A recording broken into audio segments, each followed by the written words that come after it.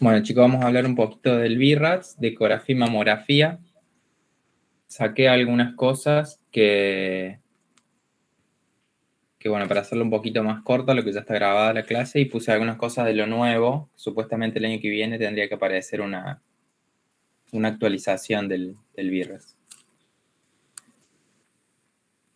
Así que bueno, como sabemos, es un informe, es una publicación que lo que se dedica es básicamente a sistematizar el informe que hacemos tanto de mamografía, de ecografía y de resonancia para que todos hablemos el mismo idioma.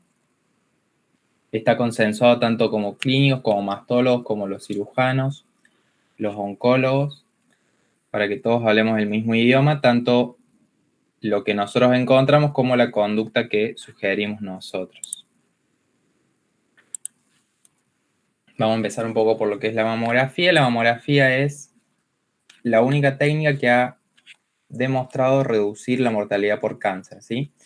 Ahora se está recomendando realizar a partir de los 40 anual y hacer una a los 35 años primero y establecer el riesgo, porque están empezando a hablarse de los screening personalizados. Así que a los 35 deberían hacerse una mamografía. El ginecólogo debería ver si la paciente es de alto, bajo, mediano riesgo y ahí ver cómo seguir. Si es de bajo riesgo, va a ser la mamografía anual recién a los 40. Y después para esto hacemos, como siempre, las oblicuas y la craneocaudal. La craneocaudal, como su nombre lo indica, la vemos de arriba abajo a la mama. Y la oblicua tratamos de agarrar un poco de la axila. Y después, en caso que encontremos algo, podemos usar las proyecciones magnificadas o focalizadas, ¿sí? Las magnificadas son para las micros y las focalizadas son para los nódulos, distorsiones o asimetrías. Entonces, lo que nosotros tenemos que estructurar en el informe es básicamente esto. Es el motivo de estudio, o sea, si viene por screening o si viene por algún síntoma. El tipo de tejido que tiene, que ahí ya lo vamos a ver, se divide en 4 categorías. Describir un poco los hallazgos de manera sintética, comparar siempre con los estudios previos y después la categoría y la conducta a seguir. Acá tenemos el gráfico de cómo vamos a calificar la densidad mamaria. Se habla también de que la densidad mamaria aumenta el riesgo de cáncer, o sea que no solamente le quita sensibilidad a la mamografía, como vemos acá cómo va bajando, sino que también genera, se habla de un riesgo de 2 a 4 veces mayor en estos dos tipos de pacientes que en las otras. Eso es lo primero que vamos a poner, o sea, cuando sea solamente grasa o mucho tejido fibroglandular denso. Esta, como siempre, la ponemos por las dudas, sobre todo para los que están empezando, cómo nos ubicamos. Esta es una media oblicua, o sea que esta zona va a ser la axila, siempre esto va hacia súpero externo e ínfero interno. Y esta es la craneocaudal, que siempre se tiene que ver un poquito del pectoral. Cuando está bien hecha y está bien traccionada, eso siempre hay que tratar de ver.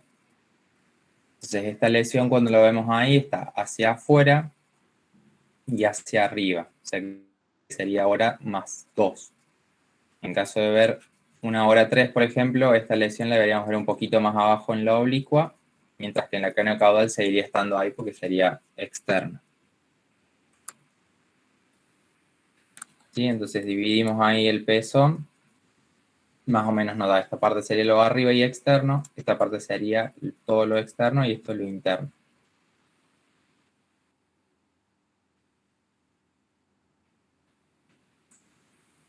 Vamos a pasar un poco lo de los descriptores. ¿Sí? Si seguimos usando redondo, oval e irregular. Y en cuanto a los márgenes, circunscriptos y no circunscriptos. Esto por ahí siempre son como lo van traduciendo en los lugares, así que bueno, capaz que alguna de las modificaciones que hacen por ahí puede cambiar algún tipo de palabra. Entonces tenemos, cuando es circunscripto es cuando vemos por lo menos el 75% del margen.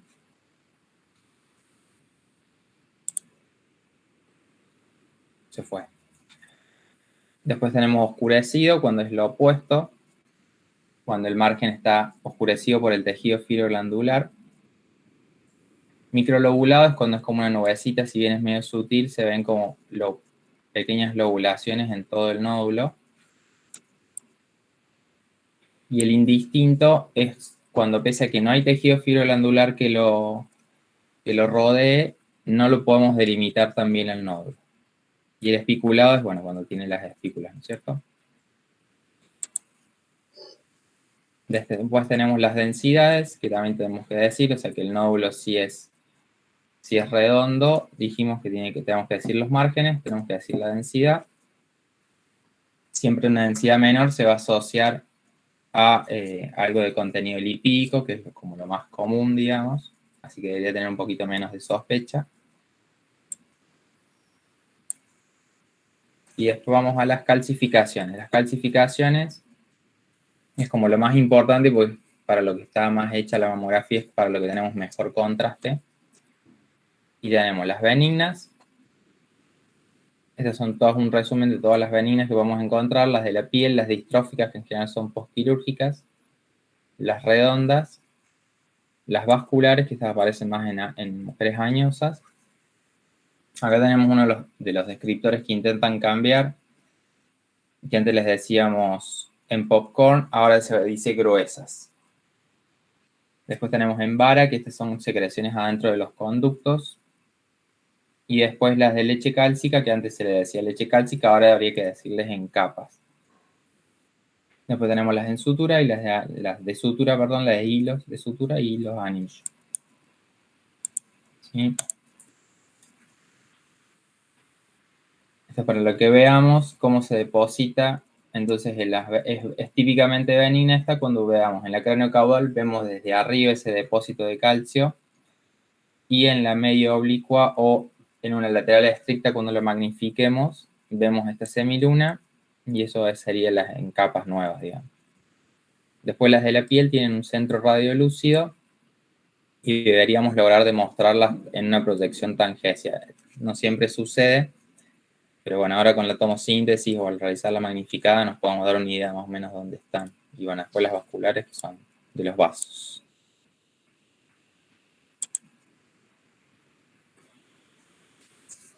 Después tenemos otras benignas. Sí, acá tenemos todas, son ejemplos de secretoras. Bueno, este es un postquirúrgico, así que también tiene un poco más de cosas. Tiene unas calcificaciones distróficas. Estos son clips de marcaciones del lecho. En ese hay un poco más de cosas. Las de sutura, básicamente, sí, son los hilitos de sutura hechos. Y estas distróficas son como focos de necrosis grasa calcificados. Y la más común es por un traumatismo o postquirúrgicas. Después, en cuanto a las calcificaciones sospechosas, vamos a ver que tenemos que describir la morfología, ¿sí? Que es como lo más importante, morfología y distribución.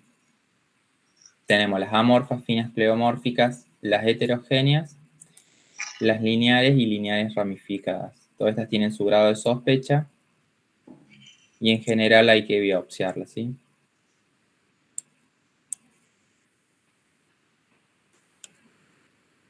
Entonces vamos con estas, son las primeras, las amorfas.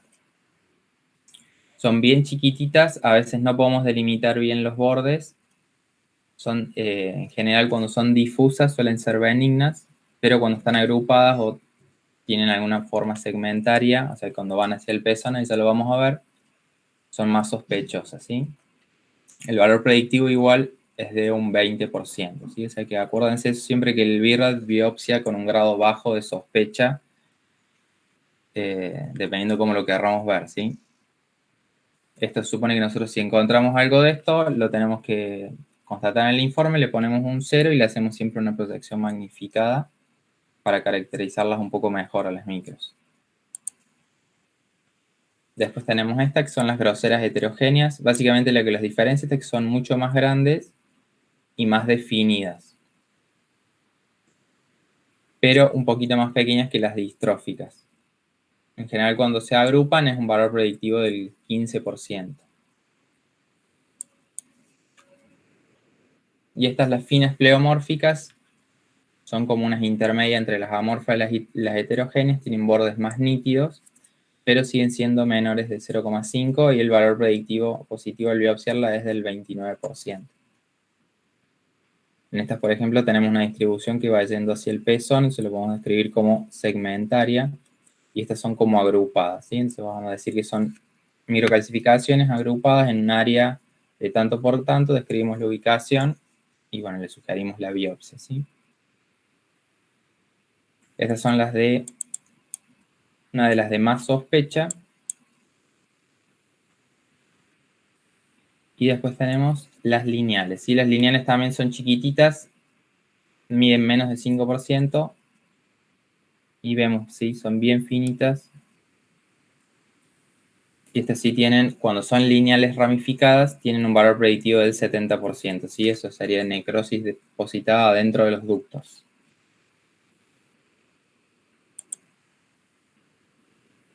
Entonces dijimos que tenemos que describir la morfología y describimos la distribución, ¿sí? Acá tenemos las diferentes distribuciones, o sea, agrupado, segmentario, regional y disperso.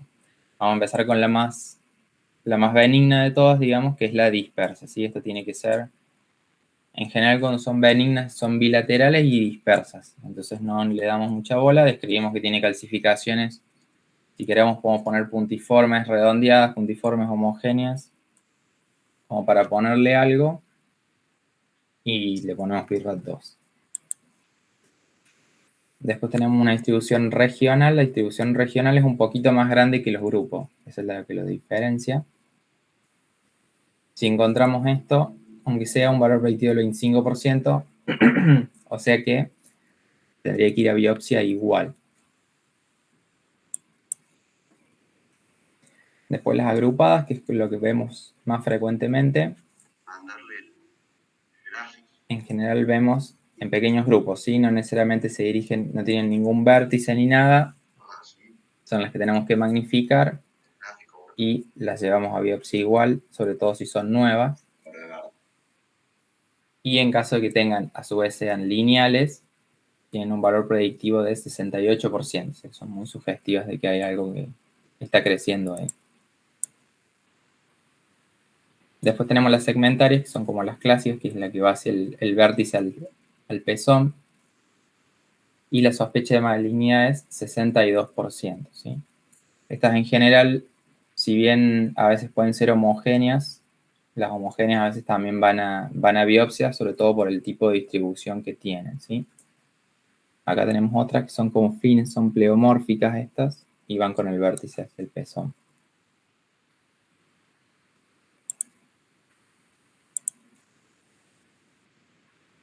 Este es otro de los descriptores. Esto es cuando vemos una distorsión, pero no vemos en el centro un nódulo, ¿sí? O sea, no es como un nódulo de bordes irregulares, sino que simplemente se ve una distorsión. Esto en general se están viendo más con la tomosíntesis ahora que la estamos usando, y se ven todas esas pequeñas espículas que salen de un centro que a veces es radiolúcido, porque a veces también puede ser un foco de necrosis grasa, pero bueno, se biopsian igual. Esto es para distinguirlo si este sí tiene algo adentro, y este sería un nódulo irregular de márgenes espiculados y tiene la distorsión asociada. Después tenemos la simetría global, que puede ser constitucional. Esto se puede mencionar o no, pero en general no vamos a hacer ninguna cosa extra. Solamente suele ser patológica cuando es palpable, ¿sí? O cuando es algo nuevo, que se nota la paciente. Después tenemos, cuando ponemos asimetría sola, tenemos que poner que se visualice una simetría, en qué proyección la vemos y dónde está. Por ejemplo, este ejemplo sería en mama derecha, en cuadrante supraexterno, y más evidente en la proyección medio oblicua, y tenemos que ponerle un 0 y hacerle algo, ya sea una ecografía y hacer una proyección focalizada. Distintas son de la simetría focal. La simetría focal es, a veces son como un nódulo, cuando no nos cierra, si es un nódulo, le ponemos una simetría, o sea, lo vemos en las dos proyecciones, pero a veces puede tener grasa adentro y los bordes no necesariamente son convexos, a veces puede tener bordes cóncavos, como en este caso, que como que no nos termina ese error para nódulo. Entonces le ponemos asimetría focal y lo mismo, necesita hacerse algún estudio extra, además del screening, para ver qué es.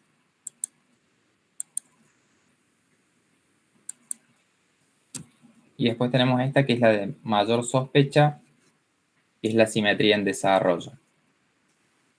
Esta hay que tener cuidado, bueno, acá en este caso no había nada y acá empieza a aparecer algo. Siempre hay que tener en cuenta que la mamografía esté realizada con buena técnica y más o menos en las mismas condiciones. Porque, por ejemplo, si bien este uno lo pone como ejemplo, si uno ve el pezón como está puesto, a veces la mama está un poco rotada y a veces eso puede sugerir de que hay algo por la técnica que parece que hay, pero en realidad no. Así que por eso siempre hay que tratar de hacerle la proyección focalizada para asegurarnos de que existe, ¿sí? Se comprime y a veces se puede hacer también, obviamente, la ecografía para asegurarnos de que está ahí biopsiado. Estas tienen un bajo porcentaje de malignidad, pero bueno, es suficiente como para decir que hay que biopsiarlo. Y acá para ponerles algo de la tomosíntesis, porque si no se haría eterna la clase. ¿Cuál es el principio que usamos? Es básicamente el de la tomografía lineal que se usaba antes, se aplica ahora en la tomosíntesis, usando rayos X y va haciendo como pequeños cortes del tejido, ¿sí? Entonces en la tomografía 2D, en la mamografía 2D que tenemos la convencional vemos esto, y en la tomosíntesis lograríamos poder ver con finos cortes de 1 milímetro, separar todo, y nos ayuda tanto en la detección, mejora la tasa de BIRAT 0, porque a veces cuando no nos quedan dudas, con la tomosíntesis si desaparecen todos los cortes, ya con eso nos quedamos tranquilos.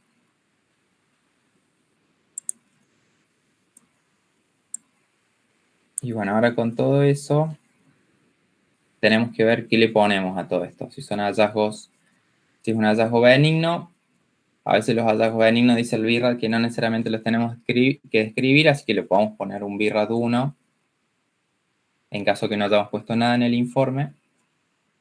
BIRAT 2, acuérdense que es para los implantes, siempre va 2. Bueno, vamos a ver los otros.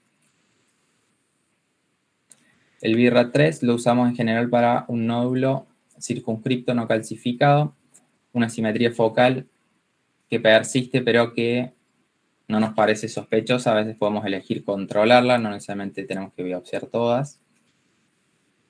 Y algún grupo solitario de microcalcificaciones luego de magnificar que nos da homogéneas, o para las microcalcificaciones a veces cuando son dispersas y bilaterales algunos les ponen 3.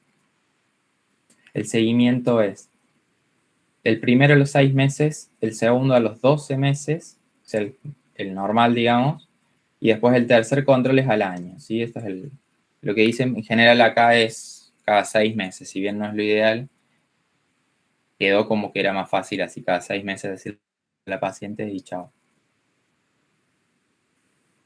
Entonces, después en el control nos tenemos que acordar que es BIRAT 2 si permanece en estabilidad y si crece un 20% más o menos, más de un 20%, se puede considerar que ha crecido significativamente y se puede mandar a biopsia, ¿sí? Después las calcificaciones siempre van a ser BIRAT 4. Todo lo que hemos estado viendo en base a los valores predictivos del BIRAT, tenemos que el BIRAT 4A, cuando se lo ponemos, es un valor predictivo del 3 al 10%. Eso es lo que esperamos encontrar porcentaje de biopsias positivas. Como en todas estas microcalcificaciones es mucho mayor, y si tomamos las distribuciones también los valores predictivos son bastante altos, no usamos BIRAT 4A para las micros, ¿sí? Es BIRAT 4B y BIRAT 4C. Después la categoría 5 lo usamos cuando, bueno, es muy típico, es un nódulo espiculado irregular, o sea, cuando tiene todas las categorías, le ponemos 5. Si no, en general tratamos de no usarlo. Y el BIRAT 6 es cuando ya tiene la lesión ya biopsia y tiene el resultado de malignidad y está esperando finalizar tratamiento. Hasta que no finalice el tratamiento, no le sacamos el 6, ¿sí? Cuando ya sea control, se opera o algo, ahí se vuelve al BIRAT 2. Bueno, eso es todo con mamografía. Vamos a ver un poco de ecografía. El objetivo de la ecografía es vencer un poco eso, lo que es la mama densa, o sea, el BIRAT C y el BIRAT D. Está recomendada por la sociedad que nosotros tenemos, así que habría que sugerirla siempre que informemos un BIRAT COD, deberíamos informar que la mamografía tiene un resultado, que la sensibilidad es baja, y sugerirle una ecografía de complemento, que es básicamente el parrafito que siempre le ponemos abajo en la conclusión. Como sabemos, posee las ventajas y las desventajas de ecografía, sobre todo lo que le critican es que es operador dependiente. Muchas de las críticas que se le hace es sobre todo en los países donde la ecografía está hecha por tecnólogos, como le llaman ellos, o los licenciados, básicamente. Lo que tiene la ecografía también es que no sirve para las calcificaciones. Esto es lo clásico que siempre te preguntan los pacientes, me vienen controlando calcificaciones con la ecografía, y bueno, no se controlan con la ecografía. La dificultad de la detección de distorsiones, esto depende del ojo entrenado y depende de cuánto la estemos buscando y cuánto tiempo le demos a la paciente, ¿sí? Porque a veces las distorsiones son muy sutiles, pero uno con la mamografía y guiándose las puede encontrar, ¿sí? Así que el objetivo sería en este tejido, que sería una CRD, encima tiene la prótesis ahí que nos saca un poco de tejido también para evaluar, poder encontrar esta clase de nódulos, ¿sí? La ecografía, por suerte, nos da una forma y una visualización clara de toda la anatomía, ¿sí? Se pueden ver los ductos, se pueden ver los lóbulos, hasta el pezón, ¿sí? Podemos ver bien el pectoral. En general, esta es el estudio de primera línea, sobre todo en pacientes jóvenes, cuando tengan alguna sintomatología.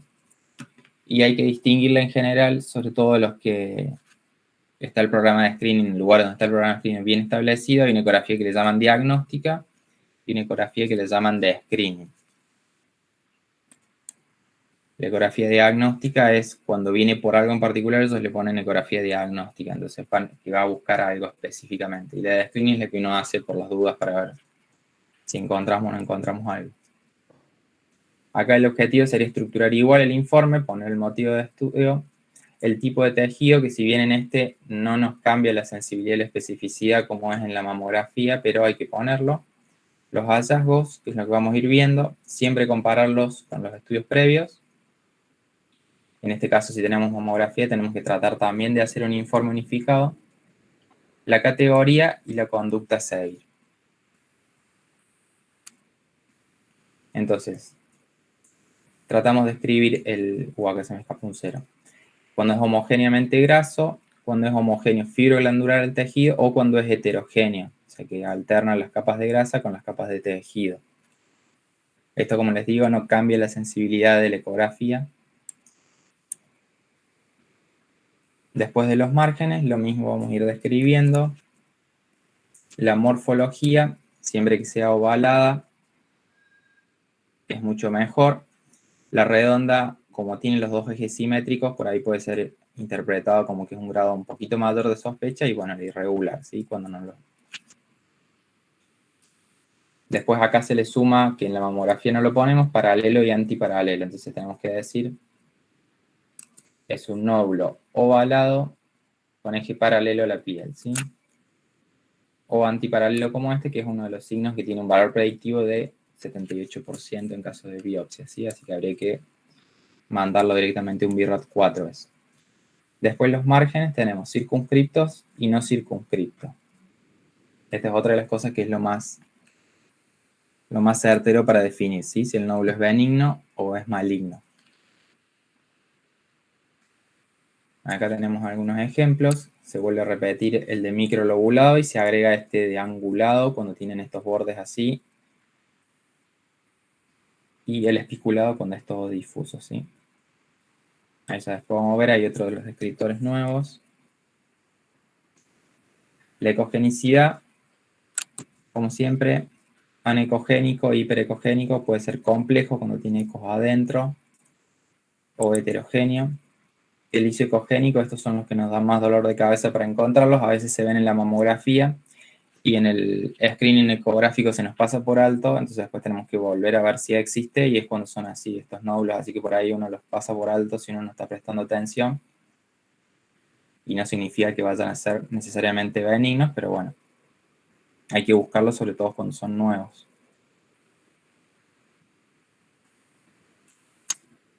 Este es uno de los descriptores que aparece como nuevo, corteza ecogénica, que es la banda gruesa de tejido ecogénico que lo rodea a todo o a parte del nódulo. Deberíamos ver si es uniforme, que es lo que sugiere benignidad, ¿sí? Cuando es uniforme y fina, o cuando está menos demarcado, es más gruesa y más irregular. Lo que plantea básicamente que ahora con los ecógrafos nuevos tenemos mucha mejor resolución y podemos ver esto, ¿sí? Sería esa banda blanca o esa banda blanca que vemos acá. ¿Sí? Representa la reacción desmoplástica del tumor y debería incluirse esa corteza en la medición, o sea, no medirlo de acá a acá, o sea, medir solamente lo hipocogénico, sino sumarle toda esta línea. Y obviamente es bastante alto para malignidad, ¿sí?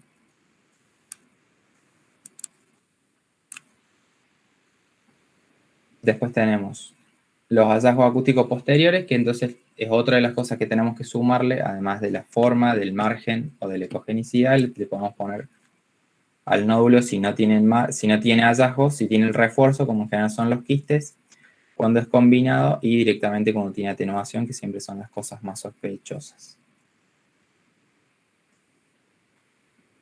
Así que bueno, con todo esto, uno lo puede tener macheteado, ¿sí? Viene en la tablita del VIRAD que uno lo puede tener ahí cerca de la ecografía para uno aprender e ir viendo ítem por ítem que tenemos que informar. Pero bueno, lo que más nos tiene que llamar la atención, obviamente, es cuando es espiculado o cuando tiene los márgenes microlobulados, ¿sí? Esta es la corteza. Y bueno, si vemos alguna extensión ductal, también es sospechoso. Otro de los términos que surgió es el área no masa, que es otra categoría, que es básicamente cuando carece de tridimensionalidad. Son esos hallazgos que uno por ahí los ve y no sabe cómo describirlos, porque por ahí uno los ve y los pasa por alto y es como una sombra, como algo que uno no sabe cómo describirlo. Bueno, supuestamente este término vendría a solucionar eso. No tiene ni forma, no tiene ni margen. Son esos hallazgos que uno seguramente, si uno los ve en la foto ajena, es como que parece una foto inventada, porque básicamente es como que esto podría ser algo, una foto movida de algún lado, pero bueno. Esto en general, cuando son malignos, es más probable que sea carcinoma in situ, ¿sí? Es una de las formas que van a empezar a expresarse por ahí si uno los ve, las calcificaciones, si uno las busca, podemos empezar a verlas así, las microcalcificaciones sobre todo, ¿sí? Este es un ejemplo que puse que se correlacionaba después, ahí ya vamos a ver la mamo, pero bueno, básicamente sería eso. Este es uno de los ejemplos que ponen en la diapo, por ahí esto lo podríamos encontrar, describirlos de otra forma, pero bueno, lo pone como ejemplo de no masa, ¿sí? En general también le podemos decir que tiene una distribución, como si fuera lo que vamos a usar también en las micros o en la resonancia, ¿sí? Si es regional, focal, lineal o segmentario, y se suelen asociar con realces no masas en la res.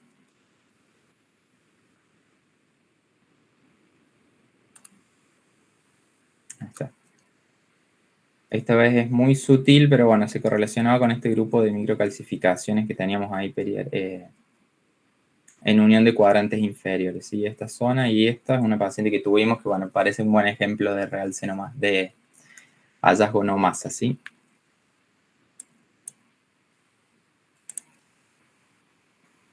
Este es otro para ver, por ahí así es como se pueden ver las distorsiones que encontramos en tomosíntesis. Vamos a ver cómo esta área de atenuación que le vamos a llamar área no masa, ¿sí?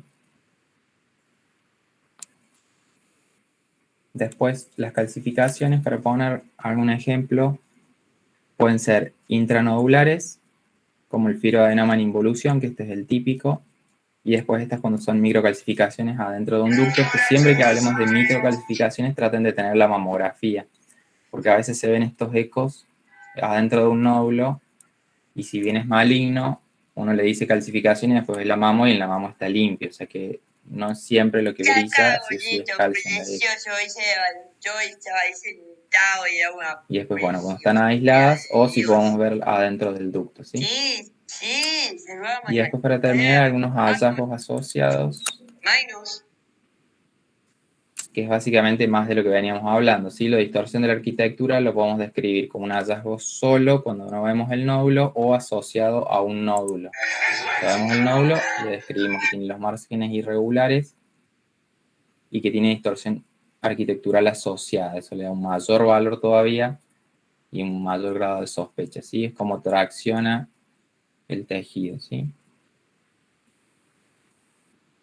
Y el cambio ductal es cuando genera una dilatación y tenemos el nódulo ahí, ¿sí? Después tenemos el engrosamiento cutáneo, que lo van a ver más que nada en las consultas de la mastitis, los cambios post-radioterapia, y bueno, algún tumor muy, muy agresivo que logre llegar hasta la piel también, ¿sí?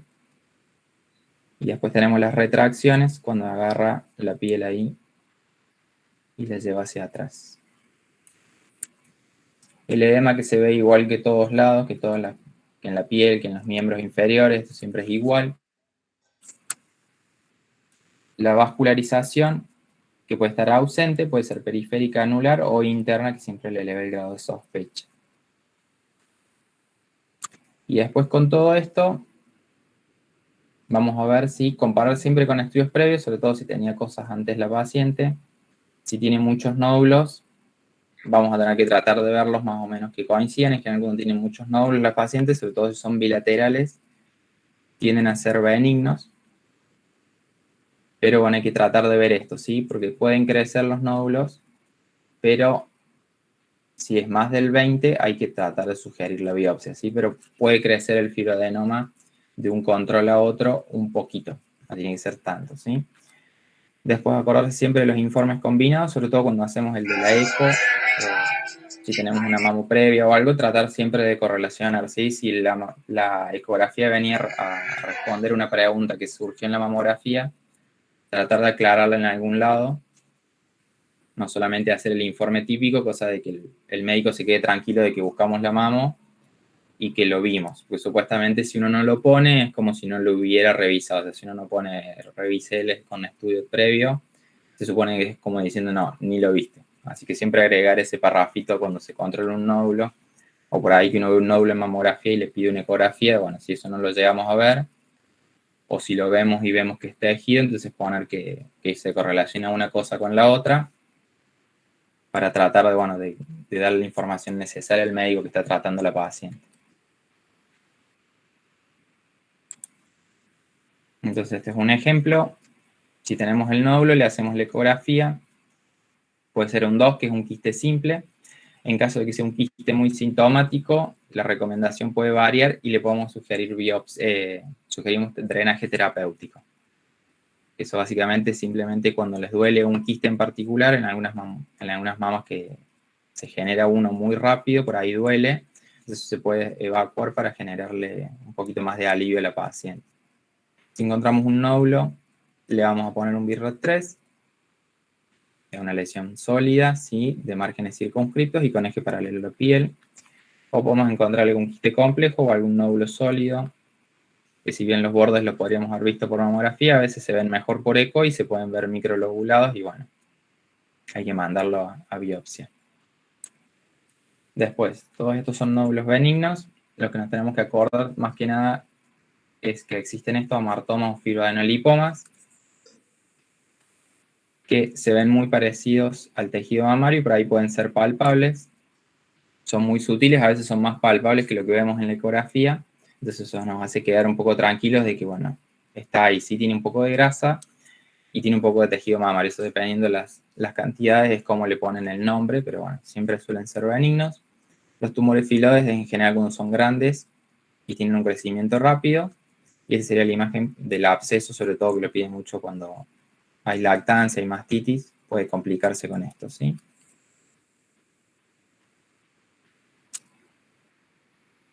Estos son los BIRAT 3 en el caso de la ecografía, sí, como siempre, nódulo sólido, palpable.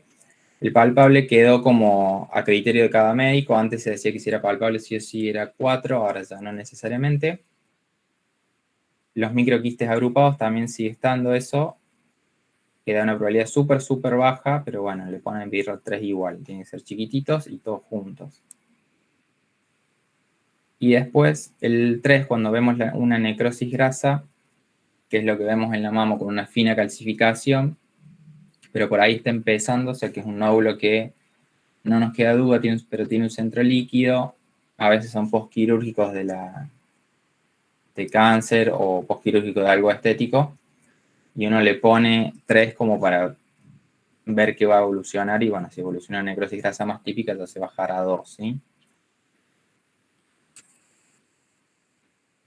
Así que bueno, son varias fotos, ¿sí? Como para que uno tenga para ver cómo se puede ver los diferentes con vascularización. Este sería el típico ejemplo de un papiloma intraquístico. Estos papilomas intraquísticos son siempre 4, así que eso nos tenemos que asegurar cuando digamos que tenga un contenido sólido dentro de un ducto que no sea secreción, sino pedirle un control. O sea, de última veces uno le puede poner un BIRROT3, si bien no es lo que dice, pero bueno, es lo que uno hace por ahí en la práctica. Que uno no sabe si tiene o no, si a veces son mamas que por ahí o está en lactancia y uno justo encontró una forma así parecida. No, a veces no crecen desde arriba, que es lo más fácil, sino que crecen desde abajo, pero uno lo presiona y lo mueve y no le queda duda si es que está adherido o no. Y bueno, se puede hacer un control en un tiempo, 1 o 2 meses, como para ver si es real o no, ¿sí? Y bueno, siempre empezar a ver estas cosas en la ecografía, ¿sí? Esas espiculaciones, los márgenes. Empezar a ver ese halo ecogénico nuevo. Y bueno, y esta diapo, como siempre, ¿sí? No toda lesión que veamos le tenemos que decir sí o sí a la paciente que es cáncer, así que eso acuérdense cuando uno pone un 5. Siempre decirle a la paciente que hay que estudiarla, que hay que biopsiarla, que vamos a pedir una muestra del tejido, pero que sí o sí no va a ser cáncer, ¿sí? Porque hay un montón de cosas que pueden representar algo súper maligno en ecografía y después las biopsias no son nada, ¿sí? Después, me había faltado esta partecita, los ganglios, para que nos acordemos, sí, que piden también. Tenemos los territorios, sí, en base al pectoral menor, 1, 2 y 3, y subclavicular. Eso también hay que tratar de revisarlos con la ecografía. Bueno, eso a veces estamos tratando de cambiarlo, no sé qué va a pasar, si vamos a hacer todo junto o no. Y tenemos esta clasificación, ¿sí? Que es la de Bedi. Hay que ver si ahora en el BIRAT salga algo nuevo relacionado con esto. Lo más importante que hay que acordarse es este número, ¿sí? La cortical engrosada mayor a 3.5 milímetros es lo que nos da el grado de sospecha del ganglio. ¿Sí? Entonces por ahí cuando son redonditos uno no puede decir que son malos, así que uno les ponen 1. A lo que sea muy, muy redondo, muy esférico y uno empiece a pensar en que es algo malo, ¿sí? Cuando la cortical está engrosada, pero no tanto, uno le puede describir como que tiene ganglios reactivos. A veces, sobre todo, esto es común en la lactancia, que uno ve los ganglios reactivos, incluso puede tener algunos así en la lactancia, así que eso, bueno, hay que tener cuidado, hay que ver el contexto de la paciente.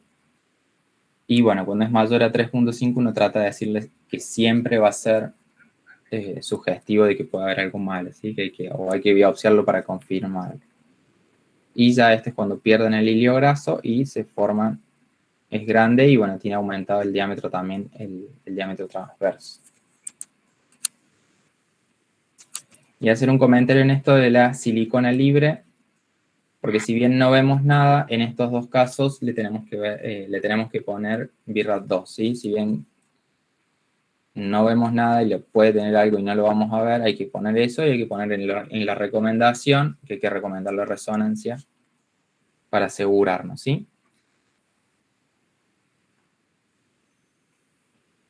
Así que bueno. Siempre en la valoración es lo que estuvimos hablando recién y las recomendaciones, ¿sí? Acordarse que eso a veces puede diferir en caso de que sugerimos, por ejemplo, un drenaje terapéutico. Si bien ponemos algo que era benigno, lo estamos mandando medio biopsia. O por ahí si encontramos alguna lesión en piel o por ahí cuando nos mandan esas cosas, como que bueno, mandar la valoración dermatológica o algo por el estilo.